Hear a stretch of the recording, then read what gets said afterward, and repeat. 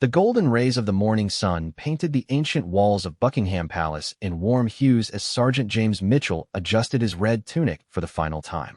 At 28 years old, he had served as a Queen's Guard for 6 years, but today felt different somehow. The crisp October air carried the familiar sounds of London awakening, distant traffic, early tourists chattering excitedly, and the rhythmic footsteps of his fellow guards beginning their ceremonial duties. James had always taken pride in his role. Growing up in a small mining town in Wales, he never imagined he would one day stand guard at one of the most famous palaces in the world. His father, a coal miner who worked double shifts to support the family, had tears in his eyes the day James graduated from the military academy. "Son," his father had said with a voice thick with emotion, "you've brought honor to our family name." The path to becoming a Queen's Guard hadn't been easy.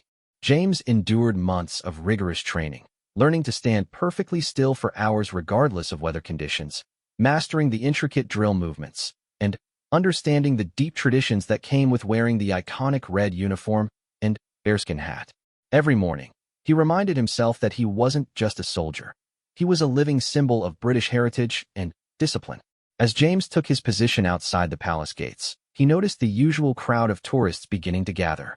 October was always busy, with visitors from around the world eager to witness the famous changing of the guard ceremony, and to catch a glimpse of the stoic guards who never seemed to break character. Children pointed excitedly at his tall bearskin hat, while adults snapped countless photos, hoping to capture the perfect shot of British tradition. Among the crowd, James's trained eye picked out the usual mix of people. There were families with young children, elderly couples on their dream vacation to London, groups of university students backpacking through Europe, and business travelers stealing a quick tourist moment during their trip.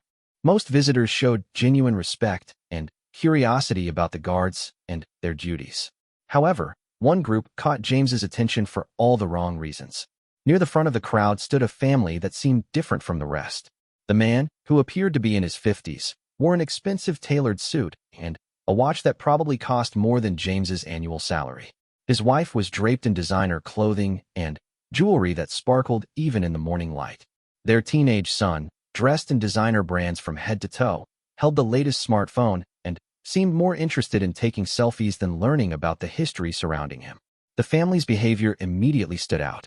While other tourists maintained a respectful distance and spoke in hushed, reverent tones, this family was loud and demanding.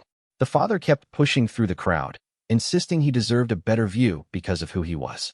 James could hear fragments of their conversation as they complained about everything from the weather to the inconvenience of having to wait with common people. "Do you know who I am?" the man kept saying to anyone who would listen. "I own 3 hotels in Dubai and 2 in Monaco. I shouldn't have to wait in line like everyone else." His voice carried the accent of someone who had grown up wealthy and had never been told no in his entire life. James had encountered entitled tourists before, but something about this family's attitude troubled him more than usual. The way they looked at the other visitors with disdain, the way they pushed past elderly tourists without apology, and the way they seemed to view everything and everyone as objects for their entertainment rather than real people deserving of respect. The teenage son was particularly troublesome. He kept trying to get closer to the guards, clearly hoping to provoke a reaction that would make for an entertaining video to share on social media. James watched as the boy made faces, waved his hands wildly, and even threw small pieces of paper in the direction of his fellow guards, all while his parents laughed and encouraged the behavior. "Come on, make the move," the father called out loudly. "I've paid enough in taxes over the years. These guards work for me." His comment drew uncomfortable looks from other tourists, many of whom seemed embarrassed by the family's behavior. James remained perfectly still, as his training demanded, but inside he felt a growing sense of unease. He had dealt with difficult tourists before, but there was something particularly aggressive about this family's approach. They seemed to view the guards not as human beings doing an important job, but as props in their personal entertainment show. The morning progressed, and the family's behavior only got worse. They pushed past a group of elderly visitors from Japan, nearly knocking over an old woman who was trying to take a photo. When a young mother with a baby asked politely if they could move slightly so her child could see, the wealthy woman sneered and made a comment about people who can't afford proper seats shouldn't expect special treatment. James noticed how the family's behavior was affecting other visitors. Children who had been excited to see the guards were now uncomfortable and staying close to their parents. The joyful atmosphere that usually surrounded the palace gates was turning tense and unpleasant. As the morning wore on, James found himself thinking about why he had chosen this career. It wasn't just about the honor and tradition, it was about serving something bigger than himself. Every day, he stood guard not just over a building, but over the values and principles that the monarchy represented to millions of people around the world. Dignity, service, dedication, and respect for others were at the heart of what he represented. The wealthy family, however, seemed to represent the exact opposite of those values. Their behavior showed a complete lack of respect for others, a sense that money entitled them to treat people however they wanted, and a belief that the world existed solely for their entertainment.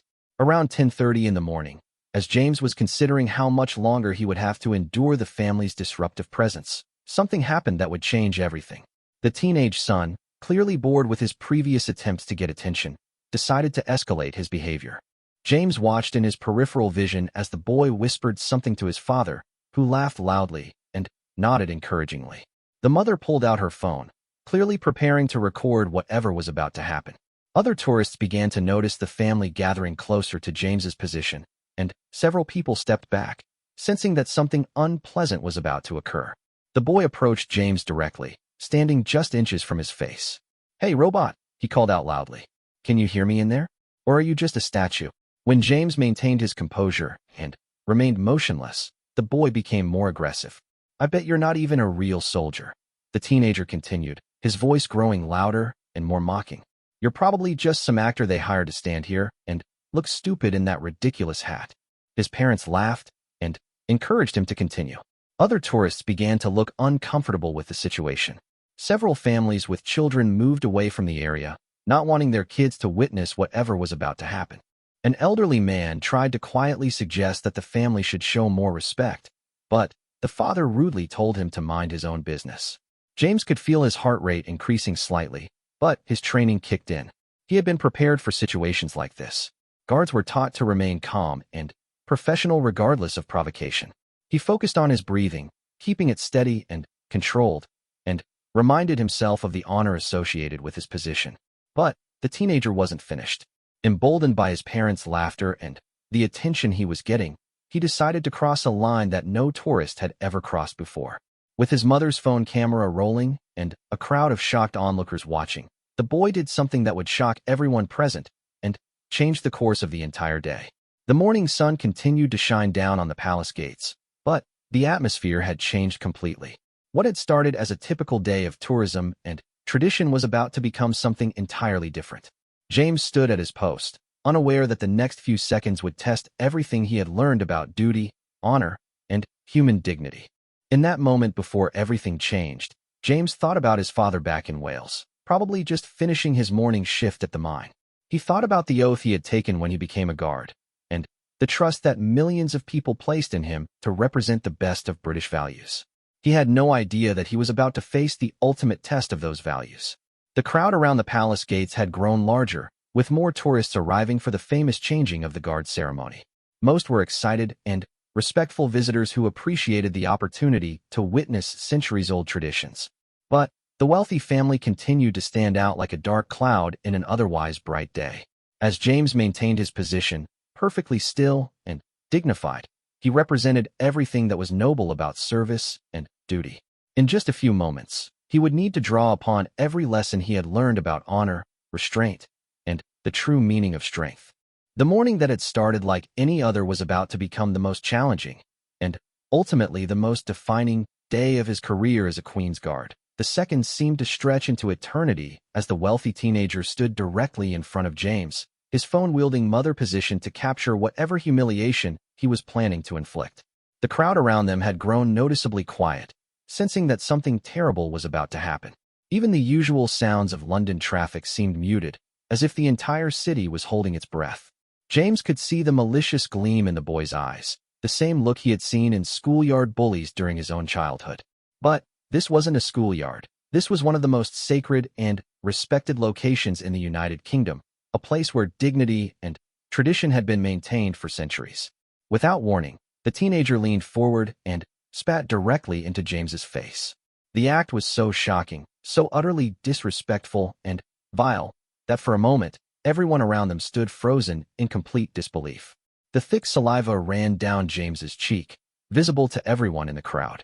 The boy's parents burst into laughter, with his mother making sure to capture every second of the humiliation on her phone camera. "Did you get that?" The father called out loudly to his wife. "That was perfect. Finally, got a reaction out of one of these tin soldiers." But his celebration was premature. James hadn't reacted at all. Despite the ultimate humiliation, he remained perfectly still, his training and professionalism overriding every natural human instinct to respond. The crowd's reaction was immediate and visceral. Gasps of horror echoed from dozens of onlookers. An elderly British woman actually cried out, "How dare you?" while several tourists began shouting angrily at the family. Parents quickly covered their children's eyes, not wanting them to witness such disgusting behavior. A businessman from Germany, who had been quietly admiring the guard's discipline, stepped forward with his face red with anger. "This is absolutely unacceptable," he shouted at the family. "Have you no shame? No respect?" But the wealthy father just laughed and waved him away dismissively. "It's just a joke," the teenager said with a smirk, clearly enjoying the chaos he had created. "He's paid to stand there and take whatever we give him. That's his job." His casual dismissal of what he had done only made the crowd angrier.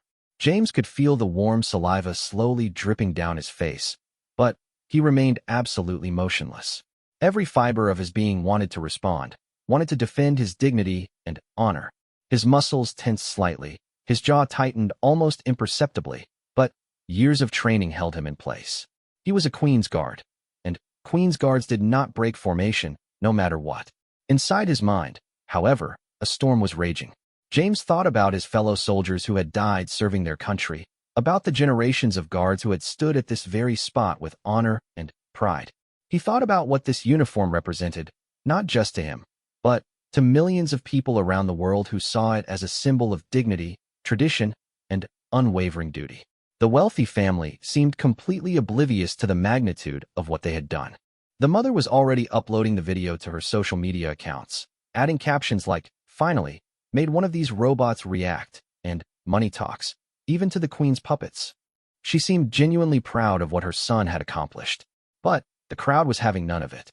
More and more tourists began confronting the family, their voices rising in anger and disgust. A group of American visitors, who had been excited to see the famous guards, looked sick to their stomachs. One of them, a veteran who recognized the discipline it took to remain motionless under such circumstances, began pushing through the crowd toward the family. "You have no idea what that man represents," the American veteran said, his voice shaking with rage. "The honor, the sacrifice, the dedication it takes to stand there and serve others. And you treat him like garbage for your own entertainment?" The veteran's words carried the weight of someone who understood military service, and other crowd members began nodding in agreement. A young British student, probably no older than the spitting teenager, stepped forward as well. "That guard represents our country," she said with quiet dignity. "When you disrespect him like that, you're disrespecting all of us. How can you be so cruel to someone who's done nothing but serve others?" But the wealthy family remained defiant. The father pulled out his wallet and waved it in the air. "Do you know how much money I've spent in this country over the years?" he demanded. "I've probably paid more in hotel taxes alone than most of you make in a year. These guards work for people like me, taxpayers who actually contribute to society." His words only made the situation worse. The crowd's anger was reaching a boiling point, with several people pulling out their own phones to record the family's behavior. Within minutes, multiple videos of the incident were being uploaded to social media, but unlike the family's gleeful posts, these videos showed the shocking disrespect and the crowd's outraged reaction. Through it all, James remained perfectly still. The saliva had mostly dried on his face by now, but the humiliation remained. He could hear every word being said around him, could feel the crowd's sympathy and support, but his duty was clear. A Queen's Guard did not abandon his post, did not break character, did not allow personal feelings to interfere with service. Other guards in the area had noticed the commotion, but they too remained at their posts. The entire corps was trained to maintain discipline even in the most challenging circumstances. However, James could sense that his fellow guards were watching the situation carefully, ready to act if the family's behavior escalated to physical violence. The teenage boy, perhaps realizing that his moment of fame wasn't going exactly as planned, decided to double down on his disrespectful behavior. "What's wrong with all of you?" he called out to the angry crowd. "It's not like I hurt him." He's still standing there like nothing happened. These guards are trained to be robots. They don't have feelings. An elderly woman who had been visiting from Scotland stepped forward, her walking stick gripped tightly in her weathered hands. "Young man," she said with the authority that comes with decades of life experience, "that guard has more dignity in his little finger than your entire family has shown today. You should be ashamed of yourself." The teenager's response was to laugh mockingly. "Oh, please, spare me the lecture, Grandma. This is the 21st century. These old traditions are just for show anyway. Nobody really cares about this stuff anymore." His dismissal of traditions that had been maintained for centuries struck a nerve with many in the crowd. A history teacher from Canada, who had brought her students to London specifically to learn about British heritage, looked at the boy with undisguised disgust. "These traditions represent something far more important than you obviously understand," she said firmly. "They represent service before self, duty before comfort, and respect for something greater than individual desires. That guard is showing more maturity and strength right now than you've probably shown in your entire life." The family's father was getting increasingly agitated by the crowd's reaction. He clearly expected people to be impressed by his wealth and status, but instead, he was facing universal condemnation. "You're all just jealous," he finally shouted. "Jealous that some people can afford to live better than others. This is how the world works. Money gives you privileges." A quiet voice cut through the chaos. An elderly man wearing a military medals on his jacket stepped forward. His bearing immediately commanded respect. This was clearly someone who had served his country with honor. When he spoke, his voice was calm but carried undeniable authority. "Sir," he addressed the wealthy father, "I fought in 3 wars for this country. I've seen brave men die defending the values that this guard represents. What your son just did isn't just disrespectful. It's a desecration of everything that uniform stands for." The veteran's words seemed to reach some people in the crowd who hadn't fully understood the significance of what had happened. This wasn't just a prank or a joke. It was an attack on the very principles that the guard system represented. But the wealthy family remained unmoved. The mother finished uploading her videos and put her phone away with a satisfied smile. "Well, that was entertaining," she said casually, as if she had just watched a street performance rather than participated in a deeply shameful act. The teenager, emboldened by his parents' continued support, made one final gesture of defiance. He pulled out his wallet, clearly his father's son, and threw a handful of bills at James's feet. "There," he said with a smirk. "That should cover the cleaning bill for your face." The money scattered across the pavement, some bills catching in the morning breeze and blowing away. The sight of cash being thrown at a Queen's Guard like he was a beggar or street performer was the final straw for many in the crowd.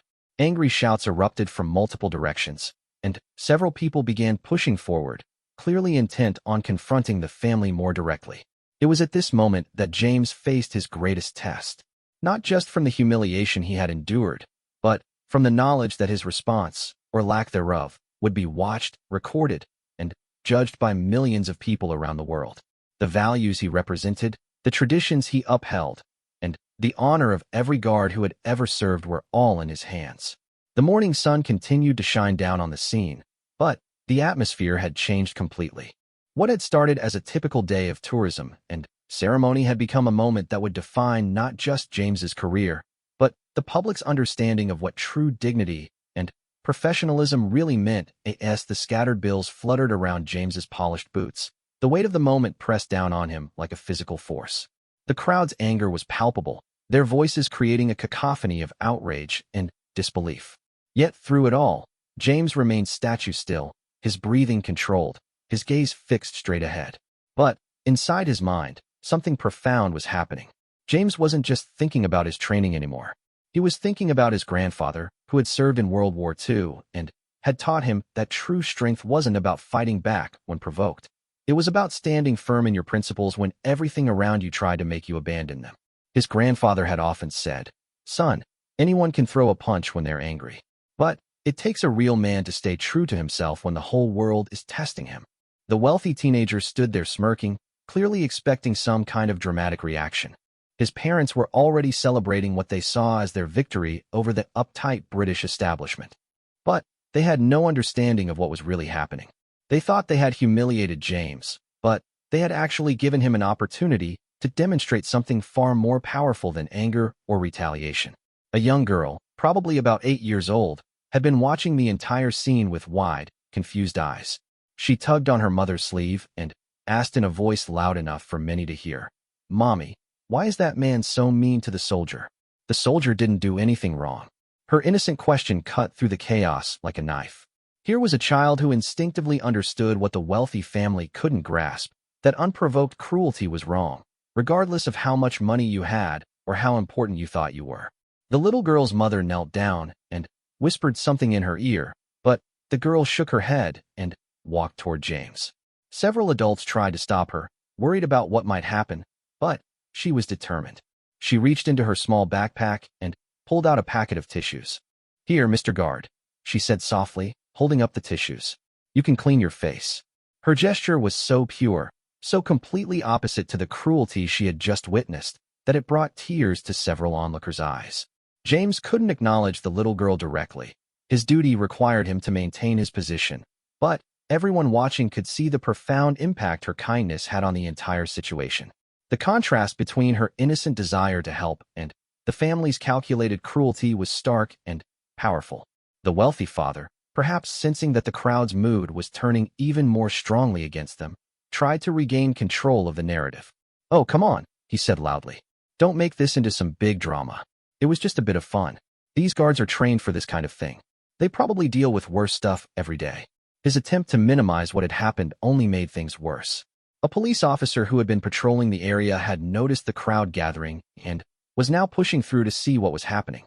When he reached the front and saw James standing with dried saliva still visible on his face, and the money scattered on the ground, his expression hardened. "What's going on here?" the officer asked, his voice carrying clear authority.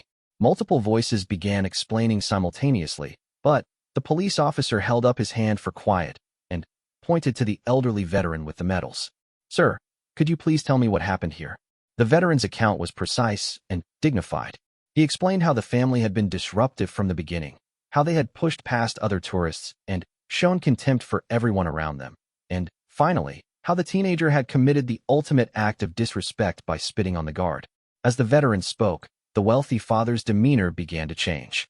For the first time, he seemed to realize that his family's behavior might have real consequences. "Now wait a minute," he interrupted. "This is being blown completely out of proportion. We're tourists here. We're bringing money into your economy." The police officer turned to look at him with an expression that suggested he had dealt with entitled individuals before.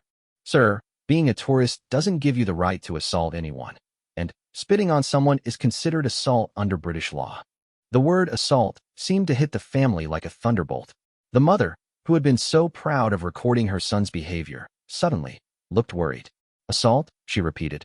"But it was just saliva. It's not like he hit him or anything." "Spitting on someone is assault," the officer repeated firmly. "And doing it to a serving member of the military, particularly while they're on duty, makes it even more serious." The teenager, who had been so confident just minutes before, now looked genuinely frightened. But, he didn't even react," he protested. "He just stood there. How can it be assault if he didn't care?" The police officer's response was swift and educational. "The guard's professionalism and self-control don't change the fact that you committed a crime against him. His ability to maintain his composure despite your actions actually makes what you did worse, not better." During this exchange, something remarkable was happening with the crowd. What had started as angry outrage was transforming into something deeper, a collective appreciation for what James represented. People began to understand that his refusal to react wasn't weakness or indifference, but incredible strength and professionalism. A businessman who had been watching pulled out his phone, but instead of recording more of the confrontation, he began searching for information about the Queen's Guard. Within minutes, he was sharing facts with others around him. The extensive training guards went through, the physical and mental demands of the job, the history and significance of their role. "These men undergo months of intensive training," he explained to a group of tourists. "They're not just ceremonial, they're active duty soldiers who serve in combat zones. Standing motionless for hours in all weather conditions while maintaining perfect composure is incredibly difficult." This information began spreading through the crowd, and people started looking at James with new understanding and respect. What had initially seemed like an entertaining spectacle was now recognized as a demonstration of extraordinary discipline and dedication. Meanwhile, the The police officer was taking statements from witnesses and documenting the scene. The scattered money on the ground was particularly significant. It showed that the family hadn't just committed assault, but had then attempted to further humiliate the guard by treating him like a street performer. The teenage boy, now fully grasping that he might face serious consequences, began trying to backtrack. "I didn't mean anything by it," he said, his previous arrogance completely gone. I thought it would be funny. I didn't know it was against the law." His father tried to intervene, pulling out his business card and offering it to the police officer. "Officer, I'm sure we can work something out. I'm a successful businessman with investments all over Europe. This is just a misunderstanding that got out of hand." But the police officer wasn't interested in the man's wealth or status. "Sir, the law applies equally to everyone, regardless of their financial situation. Your son committed a crime in front of dozens of witnesses, and it was recorded on video. This isn't something that can be worked out with money or influence." As the legal reality of the situation became clear, the family's entire attitude began to shift. The mother, who had been so eager to share the video on social media, was now frantically trying to delete the post she had already made. But it was too late. Other people had already recorded and shared the incident, and it was rapidly going viral. The little girl who had offered tissues was still standing near James, and her mother had allowed her to place the packet of tissues at his feet. It was a small gesture, but it symbolized everything that the wealthy family had failed to understand about basic human decency and kindness. An older woman in the crowd, who introduced herself as a retired school teacher, approached the police officer. "I've been watching this entire situation unfold," she said. "That guard has shown more maturity, self-control, and dignity than I've seen from many adults. What that family did to him is absolutely shameful." Her words echoed the feelings of everyone who had witnessed the incident. James had become more than just a guard doing his job. He had become a symbol of grace under pressure, of professionalism in the face of provocation, and of the kind of person who puts duty and service above personal pride and comfort. The police officer finished taking statements and turned to the family. "I'm going to need you to come with me to the station," he said formally. "There are charges that need to be filed, and this matter needs to be handled through proper legal channels." The wealthy father made one last desperate attempt to use his influence. "Do you know who you're dealing with here?" he demanded. "I have connections. I know people in government. This could cause a diplomatic incident." The officer's response was calm but firm. "Sir, the only incident here was created by your family's behavior. British law protects everyone equally, including those who serve our country with honor. Your son assaulted a serving soldier, and that's going to have consequences regardless of who you think you know." As the family was led away, still protesting and making threats, the crowd began to disperse. But many people remained, drawn by a desire to somehow acknowledge what James had endured and the grace with which he had handled it. James continued to stand perfectly still, his duty unchanged by everything that had happened around him. The little girl's tissues remained at his feet, a small but powerful reminder that kindness and cruelty often exist side by side in the world, and that each person gets to choose which one they embodied. As the wealthy family was escorted away by police, the atmosphere around the palace gates began to transform in ways no one could have predicted. What had started as an ugly incident of disrespect and humiliation was evolving into something entirely different, a powerful demonstration of human dignity and the profound impact that grace under pressure could have on others. James remained at his post, still perfectly motionless, still maintaining the exact same posture he had held throughout the entire ordeal. But the crowd around him was no longer the same. The tourists, locals, and visitors who had witnessed the incident were looking at him with a new understanding of what his role truly meant. A middle-aged woman from Australia, who had been horrified by the family's behavior, approached the spot where James stood. She didn't try to get his attention or make him break character, but instead knelt down and carefully picked up each of the scattered bills that the teenager had thrown. One by one, she collected the money and then walked to a nearby donation box for a military charity, depositing every note.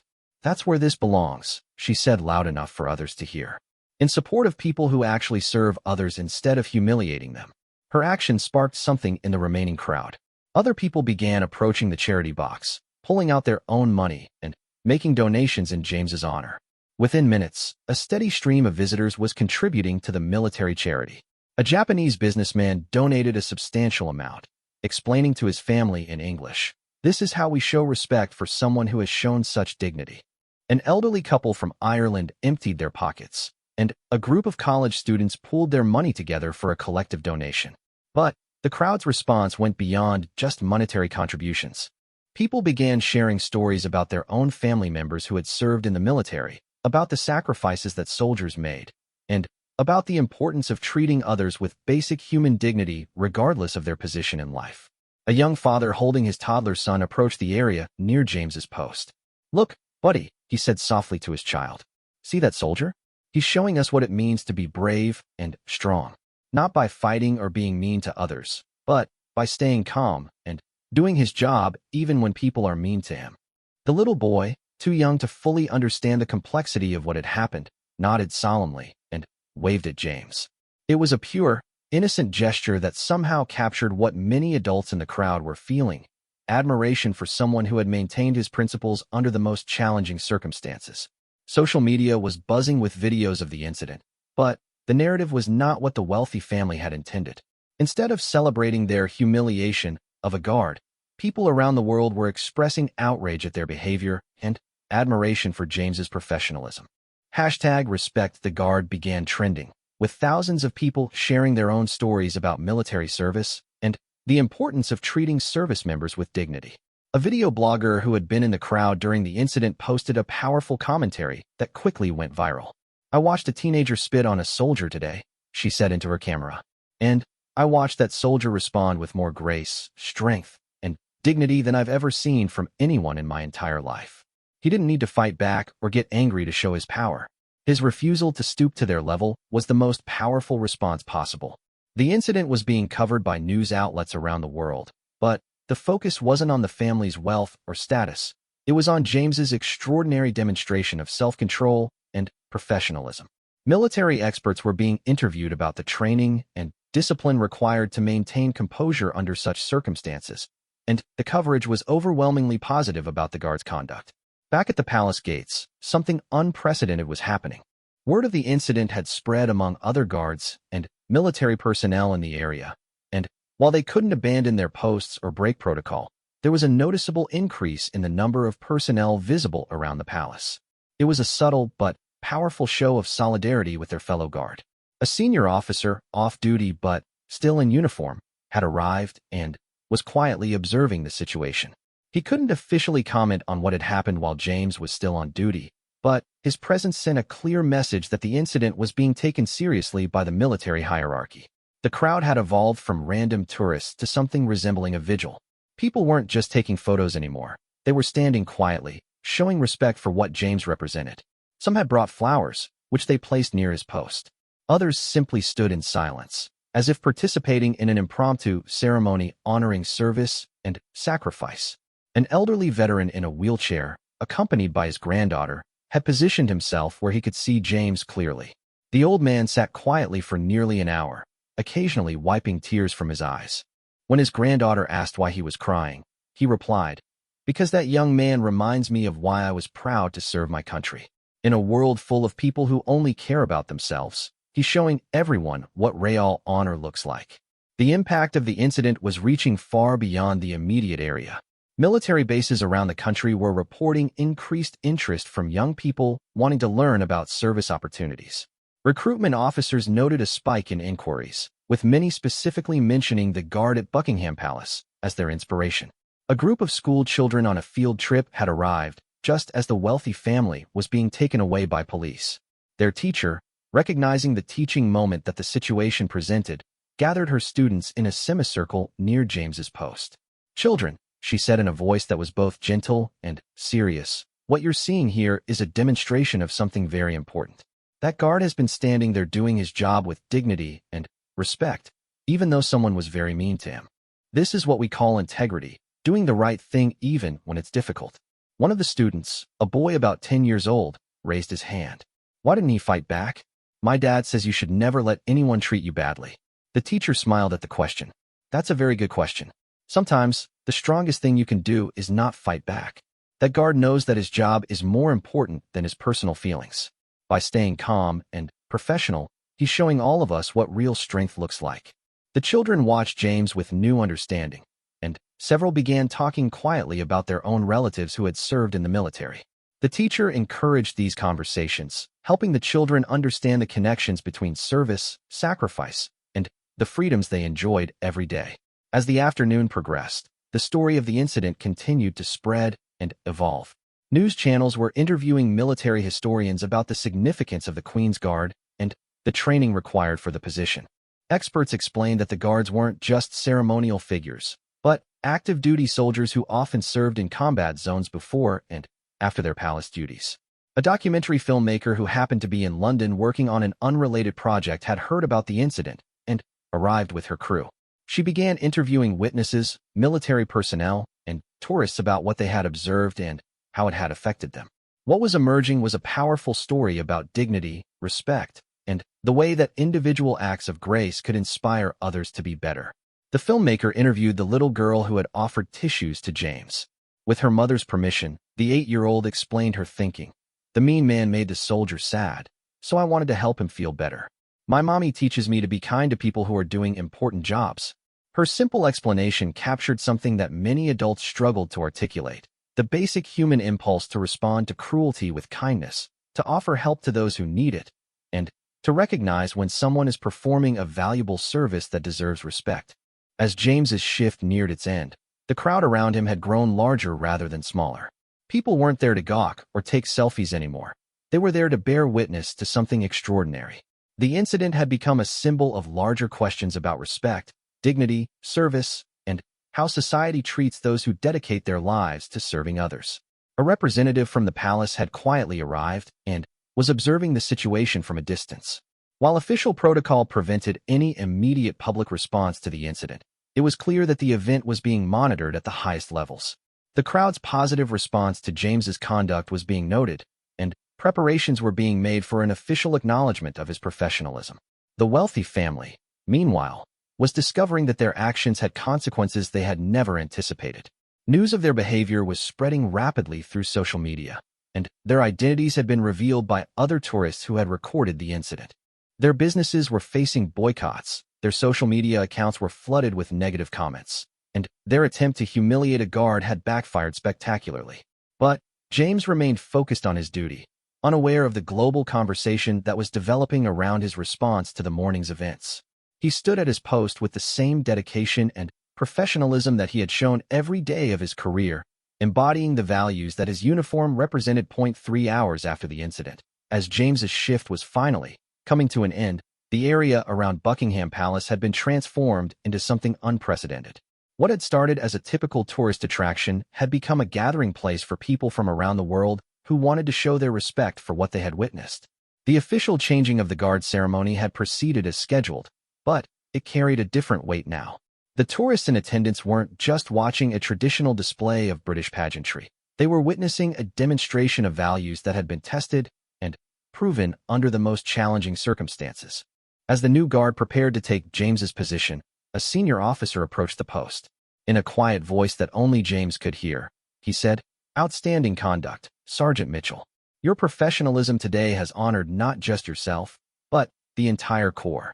It was a simple acknowledgement, but it meant everything to James. Throughout the long hours of maintaining his position while enduring humiliation and then witnessing the extraordinary response from the public, he had never wavered in his commitment to duty. The officer's words confirmed that his choice to maintain discipline had been the right one. As James was finally relieved from his post and could step away, the crowd spontaneously began applauding. It started with just a few people, but quickly spread until hundreds of visitors were clapping in appreciation for his service and professionalism. James, still in uniform and still maintaining military bearing, acknowledged the applause with a slight nod before walking toward the palace gates. But the story was far from over. The video of the incident had been shared millions of times across social media platforms, generating responses from military personnel, government officials, and ordinary citizens around the world. The hashtag #RespectTheGuard had become a rallying cry for treating service members with dignity, and James had become an unwitting symbol of grace under pressure. The Prime Minister's office issued a statement commending James's professionalism and condemning the tourist family's behavior. Sergeant Mitchell's conduct today exemplifies the finest traditions of British military service, the statement read. His dignity and self-control in the face of unprovoked assault demonstrate the caliber of men and women who dedicate their lives to serving our nation. Military leaders from other countries began reaching out to express their admiration for James's conduct. A French general tweeted, "This British Guard has shown the world what military discipline and honor truly mean." An American admiral posted, "Proud to serve alongside allies who demonstrate such professionalism and grace." The incident had sparked a global conversation about respect, service, and human dignity. Military academies were using the video as a teaching tool, showing cadets what it meant to maintain composure and professionalism under the most challenging circumstances. The footage of James standing motionless while being humiliated, then maintaining that same dignity as the crowd responded with support, became a powerful lesson in leadership and character. Meanwhile, the consequences for the wealthy family continued to unfold. Their identities had been revealed through social media, and their businesses were facing significant backlash. Hotels were canceling their reservations, business partners were severing relationships, and their social media accounts had been overwhelmed with negative responses from people around the world. The teenager who had committed the assault was facing criminal charges, and his parents were discovering that their wealth and connections couldn't protect them from the consequences of their actions. The father's boastful claims about knowing important people had proven hollow. No one wanted to be associated with their behavior. A week later, James received an invitation to Buckingham Palace for a private ceremony. In a small gathering that included his family, fellow guards, and senior military officials, he was commended for his exceptional conduct and presented with a special recognition for his service. During the ceremony, his commanding officer spoke about the broader impact of James's actions. "Sergeant Mitchell's conduct that day reminded the world of what our military stands for," he said. "In a single moment of testing, he demonstrated the values that we strive to embody every day: duty, honor, respect, and selfless service." James's father, the coal miner from Wales, stood in the ornate palace room with tears in his eyes. His son had not only brought honor to their family name, as he had hoped years earlier, but had become a symbol of dignity and professionalism recognized around the world. The little girl who had offered tissues to James was also invited to the ceremony, along with her family. When she met James in person, she was shy at first, but eventually asked, "Are you feeling better now?" Her innocent question brought smiles to everyone present and reminded them of the simple human kindness that had emerged from such an ugly incident. The ceremony concluded with James returning to his regular duties, but his life had been changed forever. He received letters from around the world, from military personnel who thanked him for representing their profession with honor, from parents who used his example to teach their children about dignity and self-control, and from ordinary citizens who were inspired by his grace under pressure. One letter particularly moved James. It came from a young recruit who had been considering leaving military service after facing harassment and disrespect from civilians. "Watching how you handled that situation," the recruit wrote, "reminded me why I wanted to serve in the first place. If you can maintain your dignity and professionalism under those circumstances, I can handle whatever challenges I face." The incident had lasting effects beyond just James's personal story. Tourism to Buckingham Palace increased significantly, with many visitors specifically wanting to see the guards and show their respect. The military charity that had received donations in James's honor reported record contributions, allowing them to expand their support for veterans and active duty personnel. Educational institutions began incorporating the incident into their curricula as an example of conflict resolution, professional conduct, and the power of maintaining principles under pressure. Business schools used it as a case study in leadership, showing how true authority comes not from position or wealth, but from character and integrity. The wealthy family eventually issued a public apology, but it was widely seen as hollow and self-serving. Their attempt to minimize their actions and blame the incident on cultural misunderstandings only reinforced the public's negative opinion of their behavior. Their social media posts from that day had been preserved and shared widely, serving as a permanent reminder of their cruelty and entitlement. Years later, James would reflect on that morning as a defining moment in his life, not because of the humiliation he endured, but because of what it taught him about the power of maintaining one's principles even in the darkest moments. He realized that his response had inspired countless others to consider their own behavior and values. The incident became a teaching story that was passed down through generations of guards. New recruits learned about Sergeant Mitchell's day at Buckingham Palace as an example of what it truly meant to serve with honor. His response to unprovoked assault with dignity and professionalism became the gold standard for conduct under pressure. The little girl who had offered tissues grew up with a deep respect for military service, eventually joining the army herself and citing James's example as her inspiration. The veteran who had defended James's honor became a mentor to young service members, sharing the story of that day as a reminder that their profession was noble and worthy of respect.